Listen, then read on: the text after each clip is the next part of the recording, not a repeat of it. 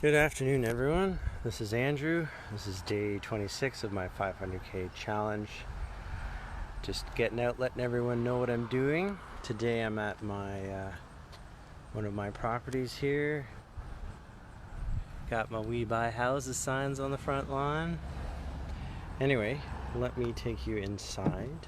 This is a single-family home that we are renovating in Windsor, Ontario. Let's see what we got here. Sorry for getting so close to the camera there.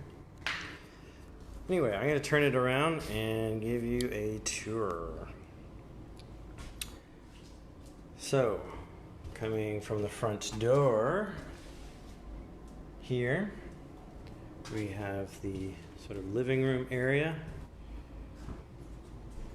And what I guess would be a dining room area. And we opened up a little breakfast nook there. Put in a new patio door. Now, one thing that I like to do is add bedrooms and bathrooms, and I'm sure most of you do too. Sometimes it's a tight space. This may be a bit controversial, but the stairwell, this was just a big sort of dead space, and I figured as you come in the house, you're not gonna put a couch or anything right in front of the door. So we put a two-piece bathroom in here. So now the house for the appraisal can be a 3 1.5 bath. Anyway, got all new floors, all new paint, white trim and calling wood. And in the kitchen, this actually was a wall right here. So we just opened that up to make it feel a bit more airy. And the kitchen was a really shitty layout. Where this window was a door to the back, and of course, like, there's a sliding door right there, and there's actually a side door right here, and the front door, of course, right there. So we can add a bit more kitchen. So we blocked that off, and we're gonna have the sink, and what do they say? So there's a sink, a dishwasher, and a fridge. And then on this side is gonna be a stove and countertop here. And then there will be countertop here. And for depth, we have a bit of an issue here. So we're gonna have a corner unit here, and then these cabinets will be, we're using uppers as lowers, so they're only 12 inches deep. But with the overhang into there a little bit, it'll give you a little bit of counter space for serving and just for whatever you want to use it for.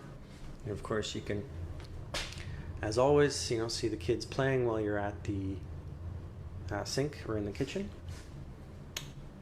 Anyway, my contractor, I should start out by saying that these are not high-end rentals that I'm working on here. They are sort of medium grade. So every once in a while we like to experiment. We don't need to tile everything. We don't need to have perfection. Sometimes we don't even use drywall. And in this case, you can see behind me, there is plywood. So basically what they're doing, if I can show you over here, this is paneling made to look like tile. It's just dirty. It's not actually, doesn't look like, the grout lines don't look like that. Anyway, so we can just glue that right on top of the plywood, and then of course the uppers will screw into that very easily. And the ceiling was destroyed, so we ended up using a pitted vinyl sheet. So in this whole kitchen, we don't have to do any drywall. And actually, funny enough, this is interesting. I don't know how this is going to work out, but this is a bulkhead made of sheet metal that they had bent. I'm assuming at some roofing supply place. I guess eavesdropped or soffit place. Anyway, I mean, it looks fine. We'll see how durable it is. That's a little. They did it here too. That's just aluminum or steel, I should say. So we'll see how that works out. They're always trying to save me money, which is great. Sometimes I'm not so sure, but anyway, we'll see how it turns out. It looks fine. So upstairs we have 3 decent sized bedrooms.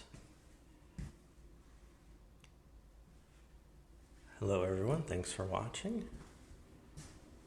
Jeff Badger, I know that guy. It's been a while. Anyway, and then the bathroom, again, they've used the wall paneling halfway down, and we've used a tub surround because the tile was awful and cracked, so we've just put a tub surround in. And the bathtub, we're going to keep the pink because we think the style's coming back. No, I'm just kidding. We're going to glaze that in white. And this kitchen, or sorry, these are kitchen cabinets that we've decided to use as those drawers. Oh yeah. We've decided to use those as a vanity because it was a big space, and a vanity of that size would be easily $1,000. And these cabinets are like a bank of 2, and they're like $200. So basically half the price, including the countertop, which might be $100. So what else? As far as lighting goes, so these bedrooms all had wall sconces, and for whatever reason, I told the electricians to go, don't spend a lot of money. Well, sometimes you get what you pay for, so they just wired it on the outside of the room. Now, that's actually not that uncommon in Windsor. I have other rentals that I bought that have that before I even got there. Sometimes there's obstructions, difficulty pulling wires in these old houses, no access, or something in the ceiling in the attic. So sometimes that's what you get. And we got the rough-ins we're doing direct wire smoke detectors, which is code in rentals. I don't have those in all my rentals, but I'm starting to do it just because they're tightening up on fire safety in Windsor in particular. There was some incidences a few years ago where people actually died in a house fire, and I think even in Toronto. So overall, they're just getting a little tighter on them, and I certainly do not want that on my conscience. So what else can I show you here? All in all, it looks good. I think the one thing that you have to remember when you're doing medium grade rentals is, in a lot of cases, done is good enough. You know, putting the extra money in for nice tiles and making everything perfect and neat and tidy doesn't get you any more rent. There is a ceiling of rent, and if it's nice and clean and generally speaking new, then that's going to get you the highest rent you're going to get. And a marble backsplash certainly is not going to get you any further. So we get what we get here, and I'm pretty happy so far. It'll be nice to see the end product. I actually said to my contractors at one point that I should stop coming to the properties and taking a look because I just get freaked out. Even though I am a renovator myself, I know what the end product's going to look like once it's all caulked and painted and everything. But nonetheless, I find little things, and I have to say to myself, it's good enough, it's good enough, it's good enough. Anyway, thanks everyone for watching, and this is again day 26 of the 500K challenge. If you want to get into real estate investing and don't want those late night phone calls with a plugged toilet, give this guy a call and I'll help you out. Take care.